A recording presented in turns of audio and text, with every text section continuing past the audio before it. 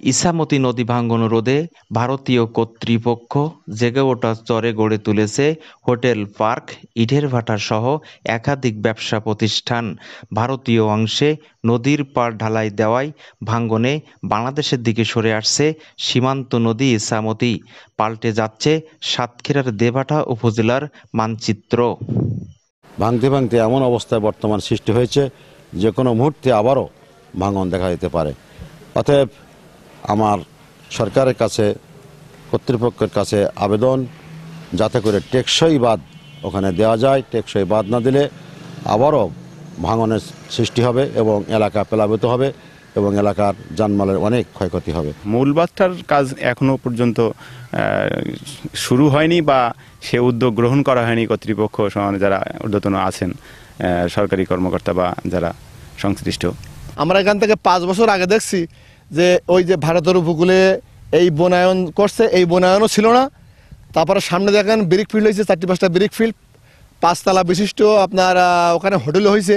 এইগুলো এখান থেকে 5-6 বছর 7 বছর আগে আমরা দেখিনি, কিন্তু ওরা এখন ওখানে বিভিন্ন রকম স্থাপনা করে, তারপরে আপনার হোটেল করে, ব্রিক ফিল্ড করে ওদের ওদের ওদের সাইডটা ভরাটি হচ্ছে এবং বনায়ন করি। কিন্তু আমাদের সাইডটা মূলত আমরা জন্মগ্রহণের পরের থেকেই দেখছি শুধু ভাঙতেই আছে।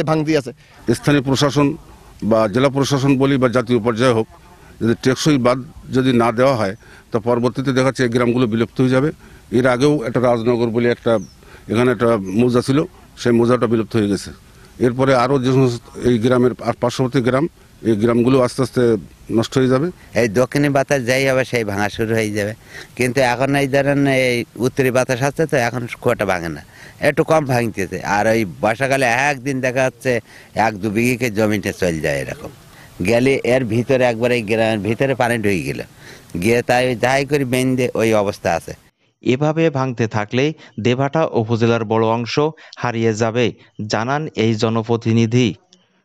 3টি এখানে হইলো নদী বালুমহল ইজারা দেওয়া হয় এবং আমাদের এই পার থেকে বালু কেটে নিয়ে এখান থেকে যারা বালুমহল আসলে প্রকৃতভাবে যেখানে বালুমহল সেখানে বালু কাটে না, ওরা সমস্ত জায়গায় বালু কেটে আস্তে আস্তে এমন অবস্থা সৃষ্টি করেছে দেবাটা থানা অবস্থিত সেই অঞ্চলে।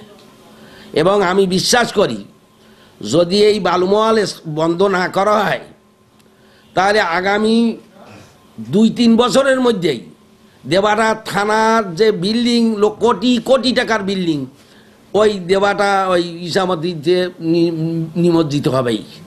জমি উদ্ধারের চেষ্টা অব্যাহত রয়েছে, জানান উপজেলা প্রশাসন।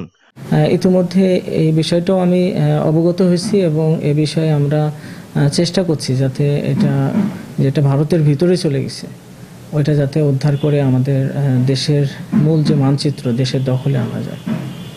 এটা আমরা ইতিমধ্যে আমাদের রেভিনিউ মিটিং করছি, রেভিনিউ মিটিংয়েও বিষয়টা আলোচনা করছি। পানি উন্নয়ন বোর্ডের কর্মকর্তা জানান, সীমান্ত নদীর তীর সংরক্ষণে একটি প্রকল্প প্রস্তাব করা হয়েছে। আর জেলা প্রশাসক জানান, আন্তর্জাতিক সীমান্ত রক্ষার চেষ্টা অব্যাহত রয়েছে।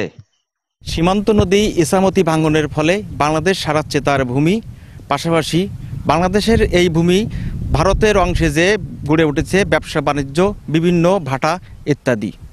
এখনই ভাঙ্গন রোধ করা সম্ভব না হলে পরবর্তীতে দেবাটার একটি বড় অংশ আগামী 10 বছরের মধ্যে হারিয়ে যাবে। শাহিন গোলদার, সাতক্ষীরা।